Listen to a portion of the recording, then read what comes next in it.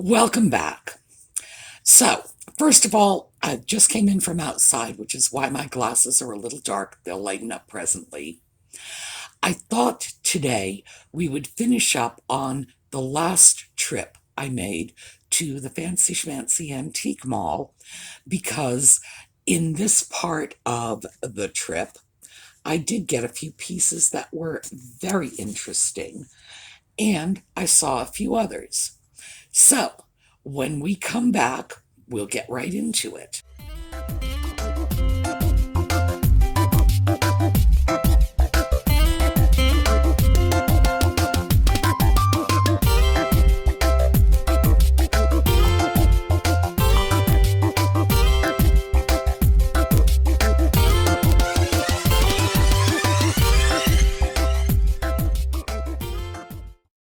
Well, the first thing I thought we would like to take a look at is a really nice piece of Carnival glass. Now, I saw this up on the second floor, and one of the reasons I wanted to show you this is because Carnival glass, for those of you who collect this, you already know this. For those of you who don't, might be a little informative. With Carnival glass, the darker and more saturated the color, the more desirable it is. So I saw a very pretty piece of Carnival glass there that I wanted to share with you. It did not come home with me, but still a nice piece. Well, here we have a very pretty piece of Carnival glass. At $21.50, it's a little more than I want to deal with, but this is the sort of piece that lets you understand why Carnival glass was so popular as a low-cost alternative to Steuben glass or Tiffany glass. When it's done well, it's gorgeous. Well, at $21.50, this was beyond what I was willing to pay. And I don't deal much in Carnival glass anyway. But I did want you to see this. This is not the most desirable shade of Carnival glass. The really desirable shades are the blacks and the purples and the very, very deep purplish blues. Those are the ones that collectors tend to favor. But this one had the advantage of being very heavily saturated. Early Carnival glass, in fact, was a much more saturated color. As time went on, Carnival glass became lighter. And in this case, it just happened to be a nice example of the kind of Carnival glass you will see when you're out and about. And the price, in the low 20s, is about what you might expect to pay for a piece like this in an antique mall or even online. So, if Carnival glass is your thing, not a bad piece, not a bad price. But Carnival glass is not my thing. My thing is Japanese porcelain, as you know.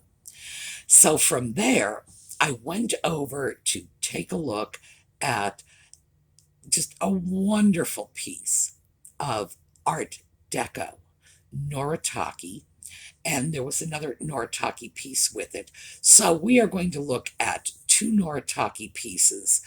Oh my, the sugar bowl, I love it. All right, here we go. Well, we have some really nice pieces here. This is a gorgeous Noritaki lusterware sugar bowl. Art Deco design. $19, a little too rich for me, but still definitely worth looking at. Another piece, this, I don't know if this is, yes, it is Noritaki. A divided dish with that classic Noritaki design, tree, shack, and little lake. $13, a little high. Not that I'm saying it's not worth it. They're both lovely pieces. For retail, I would buy them. But for my purposes, a little high. So that sugar bowl combines two of my favorite things, Japanese porcelain and Art Deco. And that was just such a beautiful piece. At $19, that's actually a very good price for a piece like that. As I've mentioned before, Art Deco sells. It sells high, it sells quickly, and a piece like that that is beautiful. I mean, you've got everything. You've got the gilding, you've got the lusterware, you've got the Noritaki name.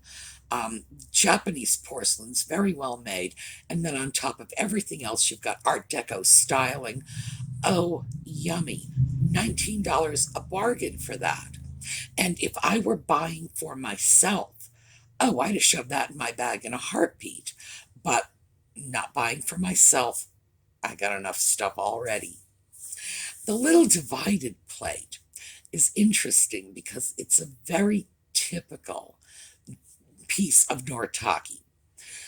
The Noritaki, the classic Noritaki pattern, it's very Japanese. It's a tree and a little shack. We've got a little lake, and sometimes there's a little swan swimming on the little lake, and sometimes instead of a tree, there will be a windmill, or instead of the little shack, there'll be a little pagoda or whatever. But it's the same general scenic idea. Um, I came across a Noritaki piece once with a moose, but it was the same thing. It's like, here's your tree, here's your lake, and here's your moose instead of a shack. This is a design combination, tree shack lake or tree moose lake, that seems to be very appealing to the Japanese, and you see it all the time. And the main differentiation in these pieces is the colorways. This one was yellows and browns. I've seen them in blues, lavenders even. Very, very interesting pieces. In fact, I just sold a set of salt and pepper shakers, a lusterware with that same sort of scene, a windmill, and the windmill was orange. So it's something you're going to see all the time. The ones that you will want to take a special look at are the ones in unusual colors. If there is a lot of blue or lavender in it, yes, unusual colorways. If there is a lot of pink or red, it's very unusual because those are colors that are not often seen.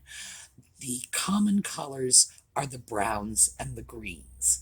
So I'm not trying to disparage the browns or the greens. It's just they are the more common. If you're looking to buy for resale and you see something out of the common colorway, for example, the blues, the lavenders, the pinks and reds, grab them. They'll be good resale pieces because the unusual color will make the piece desirable to your buyers.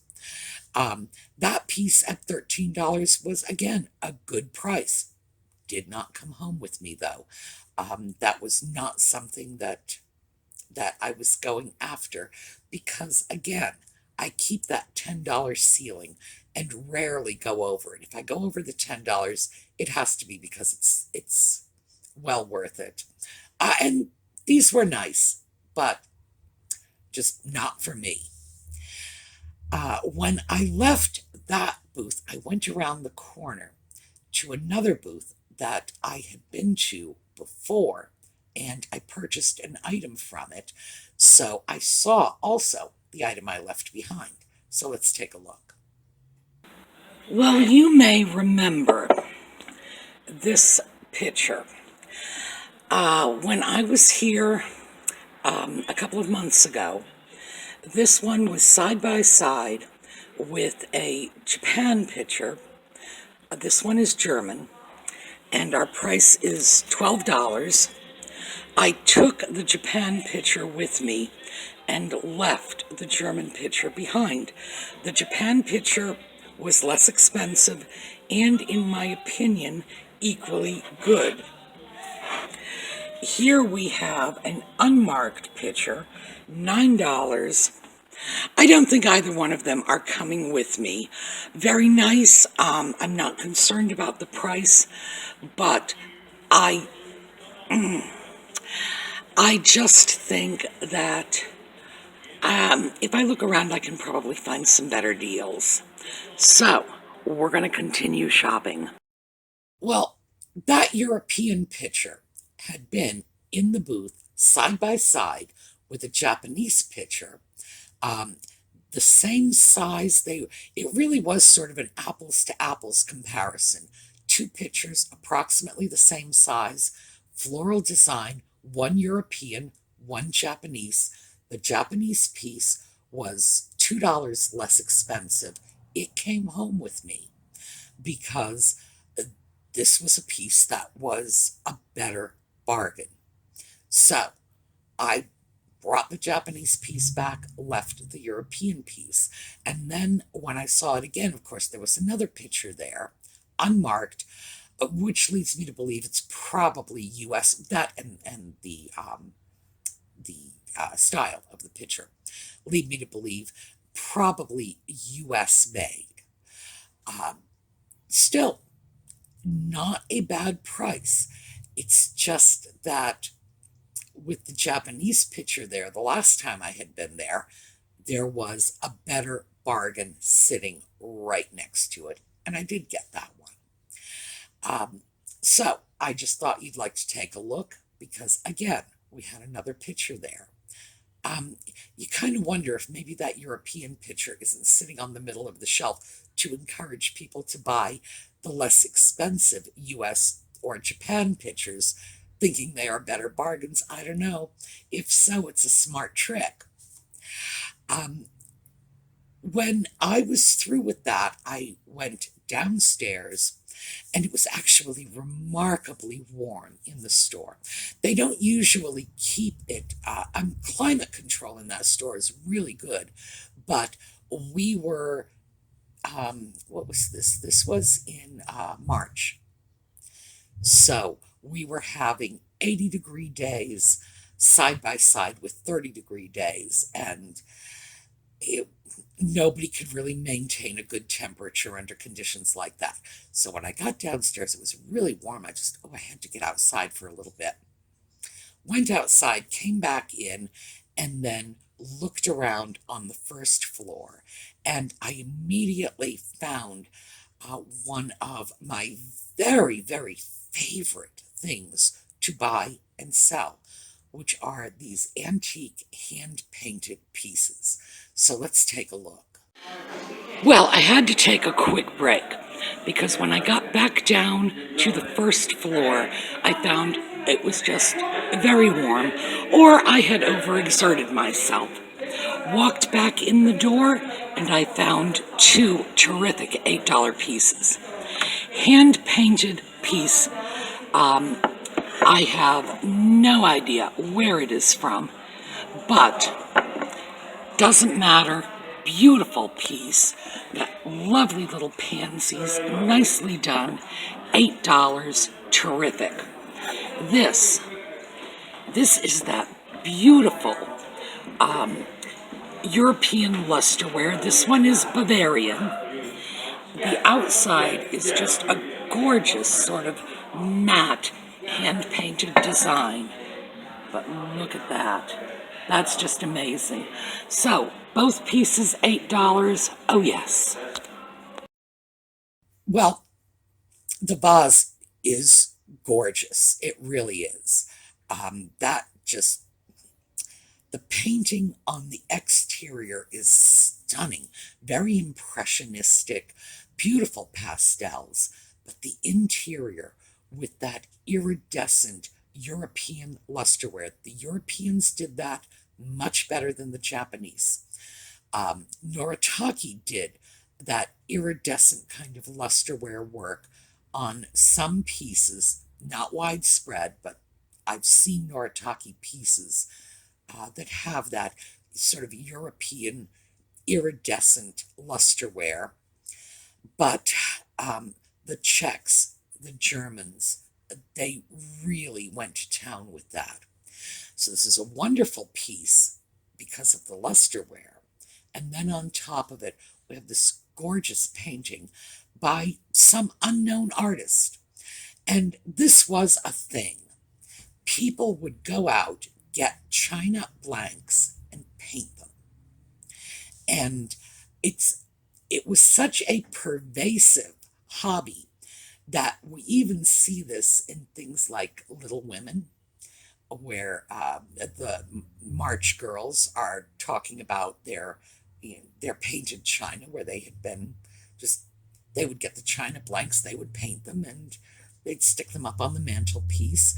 We saw that in Austin, when in Pride and Prejudice, they mention that the Bennett girls go over to their aunt's home, and their um, rather sad renditions of painted china are sitting on their aunt's mantelpiece. This was a thing that people did. It was apparently remarkably popular, and the thing that I love about it is some of these artists who were nobody. These are not professional artists. These were young schoolgirls. They were housewives. They were people who had no real artistic training or skill, just raw talent, making these gorgeous pieces. I love them. I really do. I think they are fabulous, and they are all unique. They're one of a kind pieces. So when I see them, if they are well executed, oh, they come home with me, because you just can't touch this quality work. And I'm always totally blown away by the fact that, you know, this could have been some little girl in the 8th grade. This could have been somebody's grandmother. This could have been somebody's mom who had nothing better to do in the afternoons when the kids were away than paint china. And some of them are just so nice. So the two pieces that I saw and got are really, really great. And I listed the vase in my Etsy shop, and I have to tell you, I don't care if it doesn't sell, because if it doesn't sell, it's just going to stay with me. But I can't keep everything I love. I wish I could.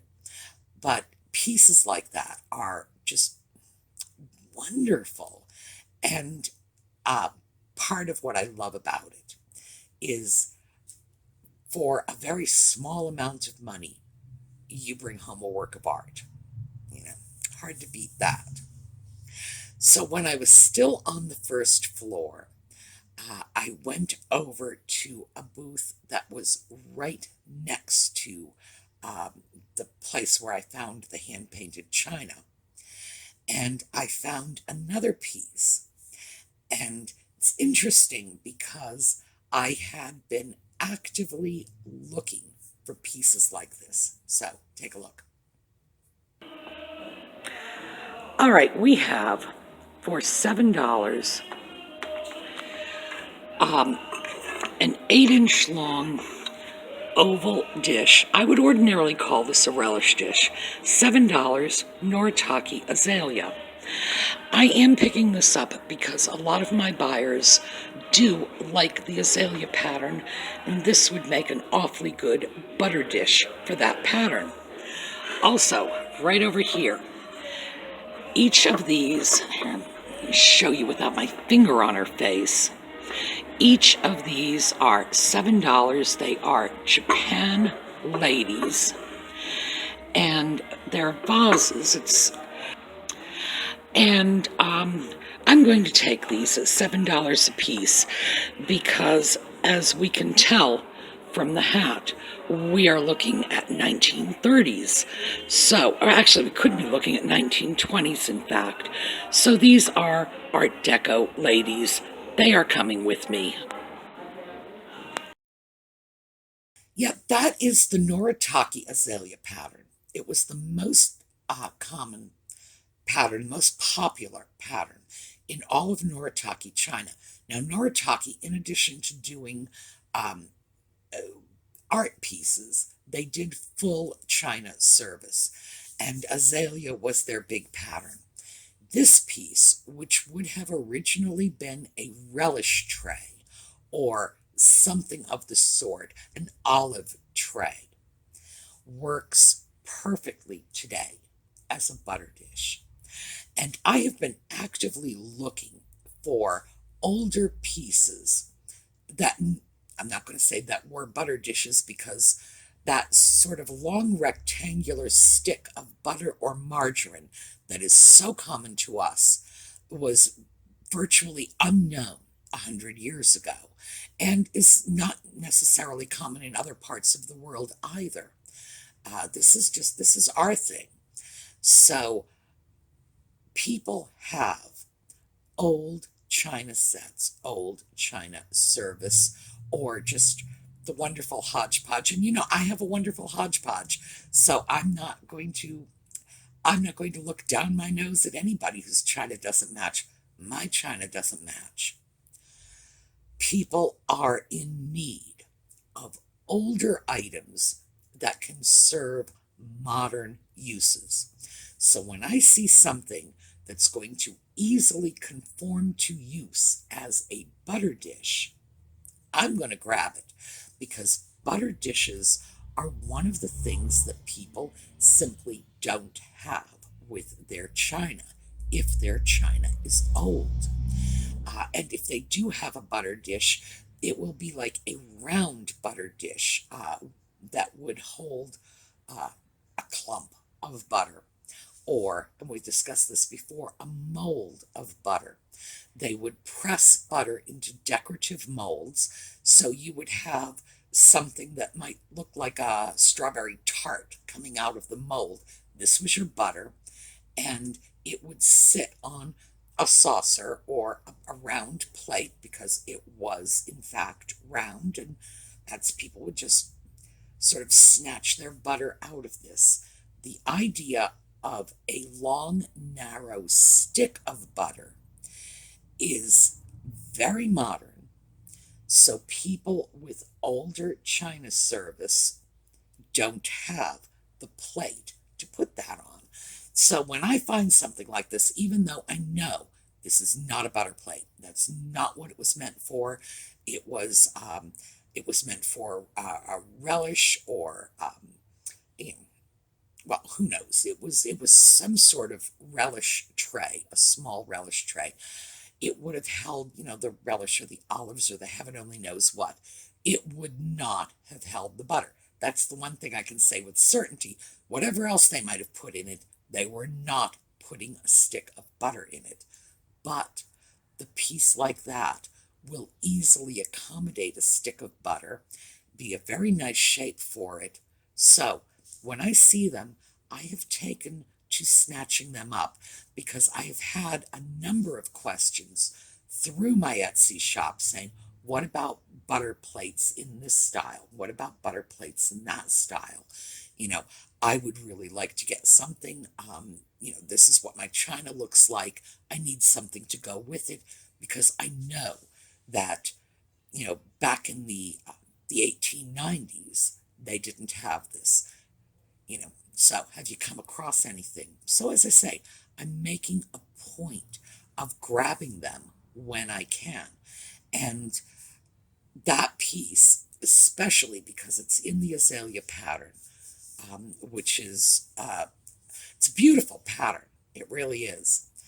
And it was so popular, even people who don't have a full set of Azalea china will have managed to acquire the salt and pepper shakers, the sugar creamer. They're out there, and they're very easy, well, relatively easy. It's not very easy to get your hands on Noritaki china in general. Relatively easy to get your hands on a few serving pieces like that. So having the butter dish, I was glad to get it. All right, so that pretty much finishes up the last trip to the Fancy Schmancy Antique Mall. I will be going back there again, but the next trip I'm going to take you on is going to be back to Lutz Antiques, take a look at furniture, and we're just going to have some fun there because if they have some terrific stuff, highly unusual pieces, and I did see some really great pieces, the kinds of things you don't see every day the last time I was there. All right, so have a terrific day. I will see you all tomorrow. We're going to do a little slideshow on the way out, probably something from Liz Brown from Brownhaven Studios, because those are just adorable little pictures. And I am going to work, I have more pictures from her. I am going to work on creating some more slideshows to keep you entertained in the future. Meantime, have a wonderful day, and I will see you all tomorrow.